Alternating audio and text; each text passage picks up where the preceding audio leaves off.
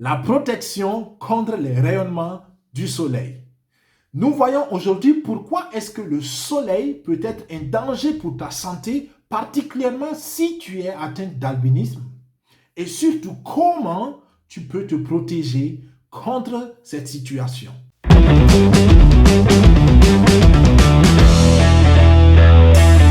Aujourd'hui, c'est aussi la journée internationale de l'albinisme et je veux profiter de l'occasion pour saluer toutes les personnes concernées par ce sujet. Et dans cette émission, nous allons aborder le sujet. Vous comprendrez qu'est-ce que c'est que l'albinisme dans le principe et comment est-ce que si tu es atteint d'albinisme, tu peux, par nos solutions de santé, aussi te faire du bien et mieux protéger ta peau. Avant d'aller dans les détails, nous commençons déjà par comprendre pourquoi est-ce que le soleil est un danger pour l'homme ou pour la peau. Vous savez, le soleil émet des rayonnements, de la lumière, et la lumière a de l'énergie. Nous avons dans la lumière une partie visible et une partie invisible. Dans les rayonnements invisibles, nous avons en particulier les rayonnements ultraviolets, notamment les UVA, les ultraviolets de type A et les ultraviolets de type B.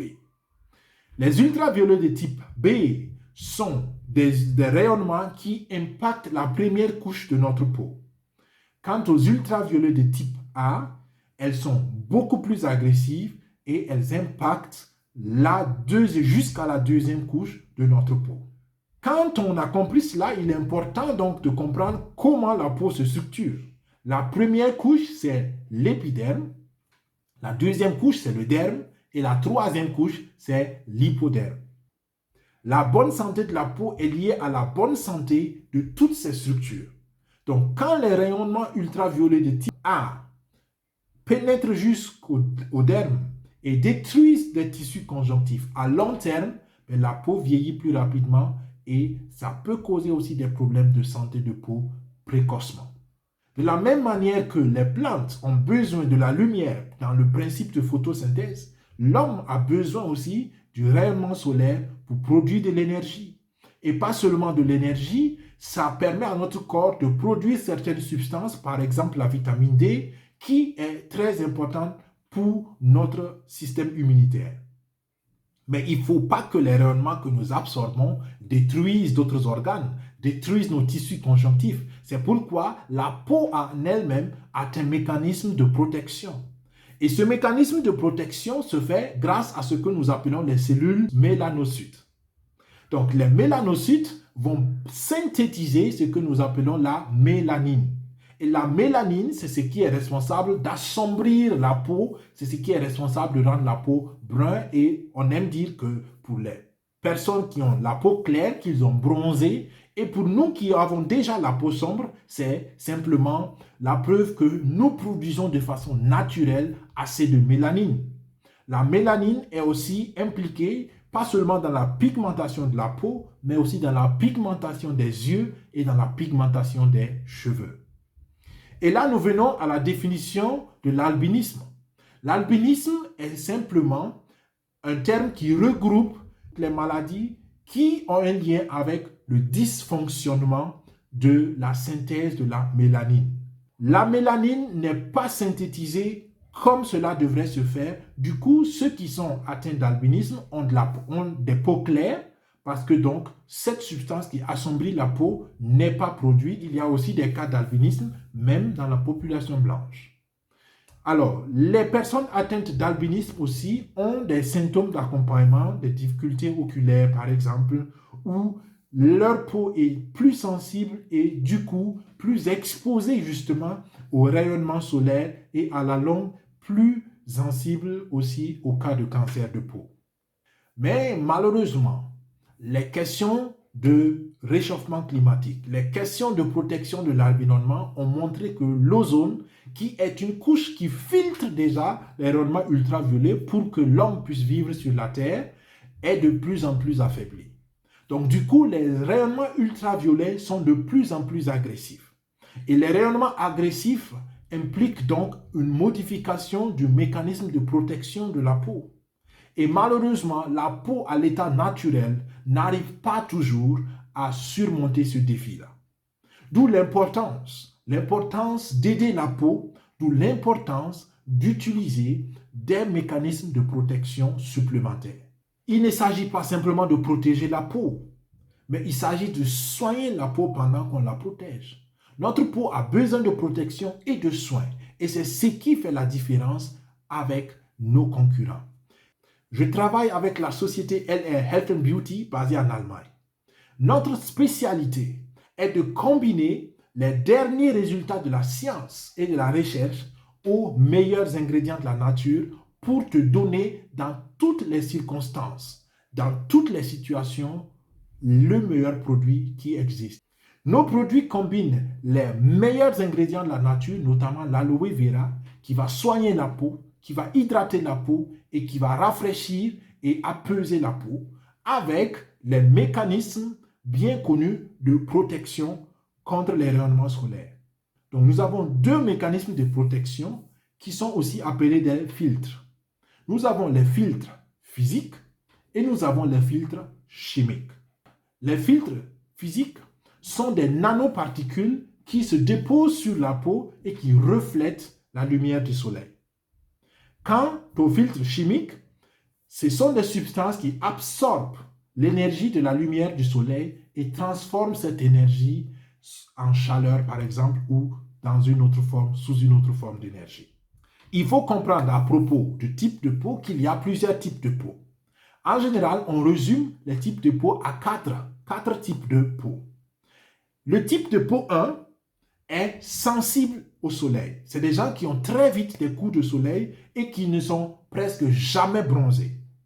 Quand tu es de ce type de peau, en général, sans protection solaire, tu peux rester entre 5 à 10 minutes au soleil. Donc, pour aider les gens, quel que soit le type de peau, à mieux supporter le soleil, les produits anti-solaires ont un indice de protection solaire abrégé IP. En anglais, c'est le SPF, Sun Protection Factor. L'indice de protection solaire est un facteur de multiplication du temps que tu peux passer au soleil sans protection. L'exemple.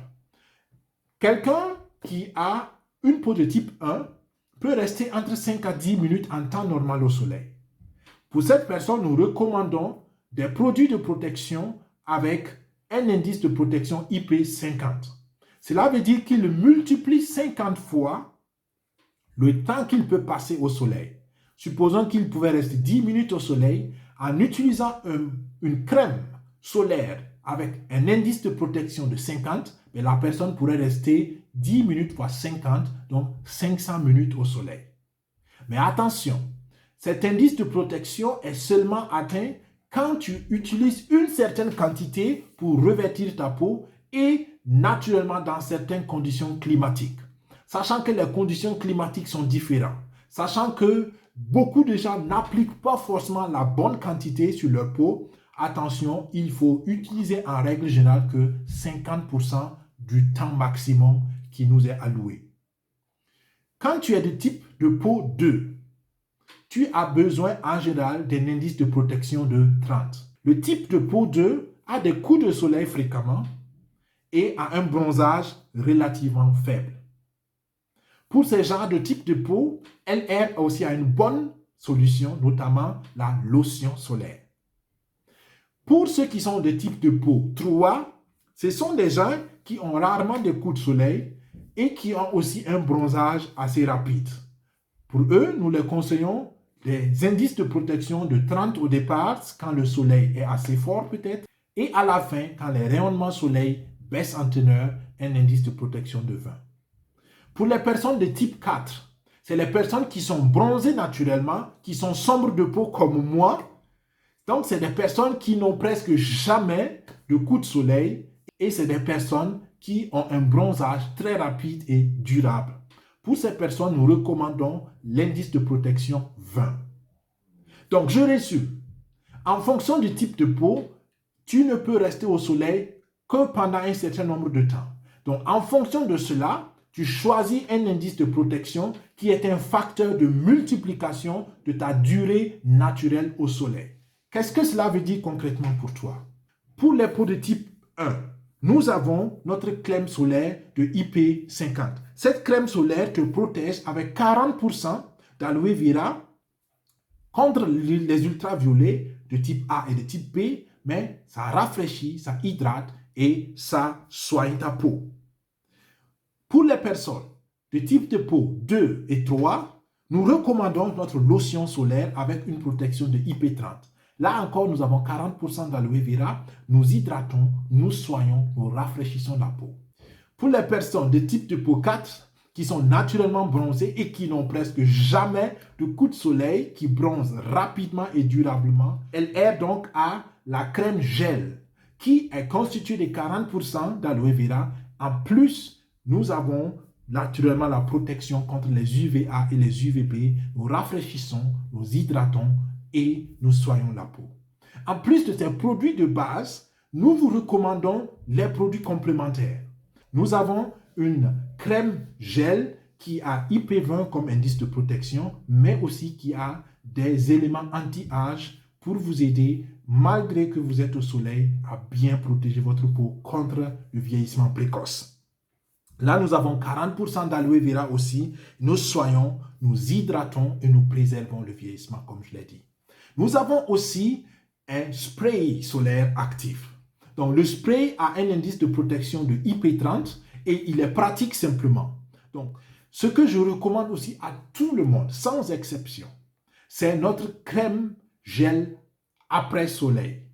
Vous savez, une exposition au soleil est toujours une forme d'irritation pour la peau.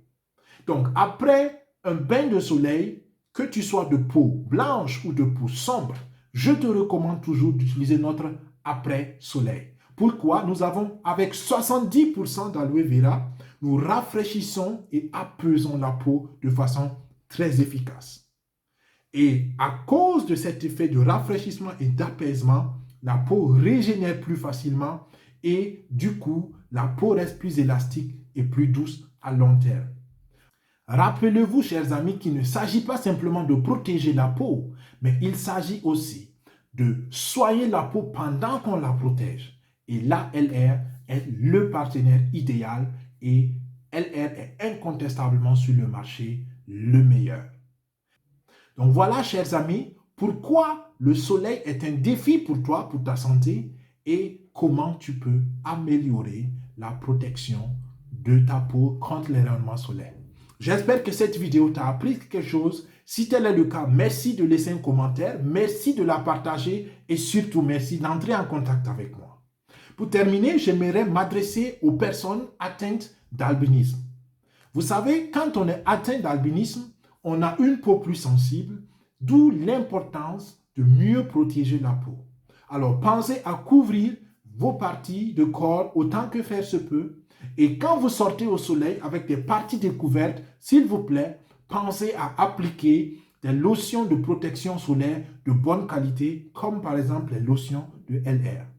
Si tu m'écoutes et que tu as des questions particulièrement sur le sujet, n'hésite pas à me contacter et en particulier si tu es atteint d'albinisme, n'hésite pas à me faire signe et nous allons ensemble voir par rapport à ta situation et ton besoin particulier, qu'est-ce qui serait idéal pour toi. Chers amis, merci d'avoir suivi. Je vous souhaite une excellente suite de journée et un bon week-end. Nous nous retrouvons la semaine prochaine. Au revoir. Bye bye.